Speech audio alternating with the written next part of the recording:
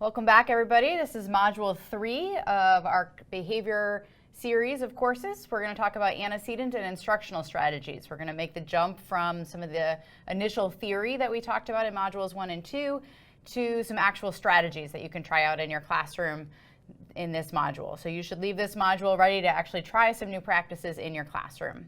We want to quickly acknowledge the contributions of all of these people, of the work group at the National Technical Assistance Center for Positive Behavior Interventions and Supports, and some members of our Northeast PBIS network who all contributed to the creation of these materials.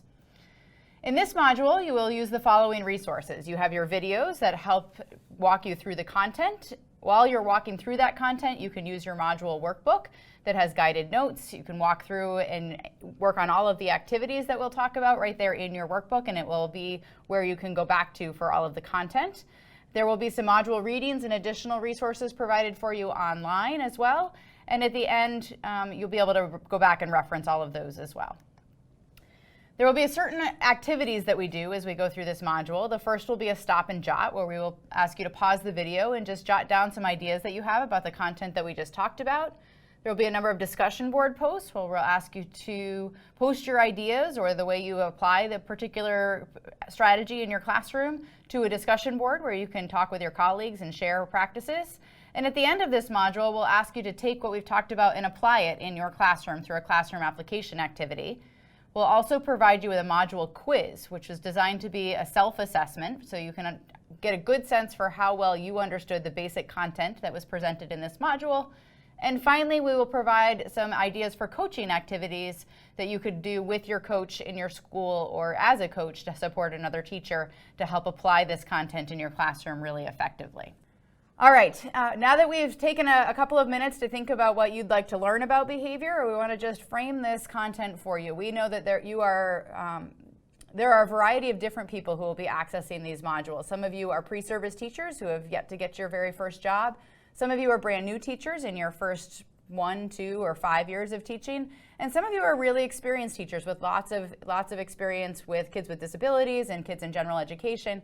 And the way each group of you will access this content changes a little bit. And so if you're in a pre-service program and you're really learning this content for the first time and you don't yet have teaching experience, we want you to focus on learning the content and the theory. Become fluent with the ideas that we present here. Look for examples in your clinic placements, and when you go into schools, look for examples of how this theory plays out. Consider video recording or asking for feedback on some of your lessons. So if you're just trying out, if you're student teaching, if you're just trying out some of these practices, once we get into specific practices in this module, consider asking your cooperating teacher or to give you some feedback on your use of those practices, or video recording yourself and self-assessing, and we'll give you some tools to do that. But if you're a pre-service teacher, think about it as a way to look for examples, practice implementing some of the skills, and really become fluent in the theory. For new teachers, you have a lot on your plates. And some of this might be familiar to you. You may have had some of this information presented to you during your pre-service program, or maybe you learned some of it once you got hired. But we want you to focus on moving from what you know to actual practice. We'll talk about this as we go through, but one of the real challenges with behavioral skills is not that each individual skill is really difficult on its own to implement. It's putting the whole puzzle together in a way that is effective in your classroom and actually improves student behavior. And so we want you to really focus on moving from your theoretical knowledge of what behavioral support looks like towards implementation. And so really think about what would be a reasonable implementation goal for yourself, and either self-assess or ask a coach or a cooperating teacher for feedback on that goal, so you can start to see whether you're able to improve your implementation of these practices as we go through. And when practice isn't working, when you try something in your classroom and it doesn't seem to be working, use your underlying understanding of this theory to modify it. So if you've got a situation where you're trying something and it doesn't seem to be effective with your students, come back to the content in these first introductory modules, think about the theory of behavior, and think about how you can modify the practice to make it a better fit for the students that you're working with and the classroom that you're working in. And for our experienced teachers, a lot of this probably will sound familiar to you, and we want you we want to honor that and recognize that, and have you think about using this content as an opportunity for self-reflection. We all have patterns of strengths and weaknesses, and all of us can continue to improve in our behavioral support for kids, particularly with disabilities, but really for all kids.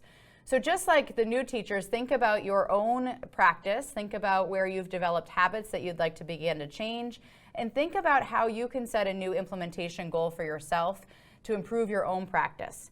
In addition, you're likely in a role of mentoring new teachers, and think about how you can help support that group of teachers to learning these practices potentially faster and more effectively than you did when you first started in this role.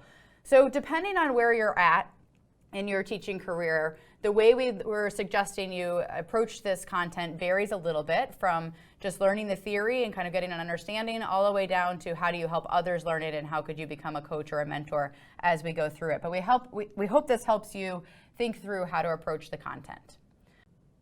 All right, so let's dive in. This behavioral course is part of a series of courses on data-based individualization for intensive academic need. And if you have not accessed those other courses, they are available through NCII.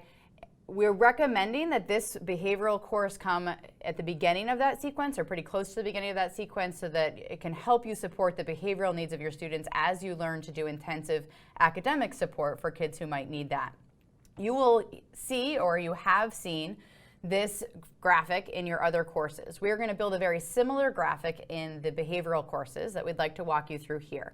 We're going to start with the 5 critical features of classroom management, and we'll talk further about what those are as we get into these modules. But those are going to be the foundational practices that should be in place in every classroom. We'll call those kind of our tier 1 practices that need to be in place as the foundation for everything else that we're going to do. We're going to implement those practices with fidelity. We're also going to come back and adapt those a little bit later on, but we're going to make sure we've got these practices implemented with fidelity. We'll progress monitor to make sure that the students are responding appropriately to that. If they are, fantastic. We'll continue to just make sure everything is going well. If they're not, we'll need to dive in a little bit deeper and think a little bit more carefully about exactly what the patterns of behavior that the students are exhibiting are telling us about our implementation of classroom practices. We then will adapt those interventions to make sure that they meet the needs of the kids in our particular group.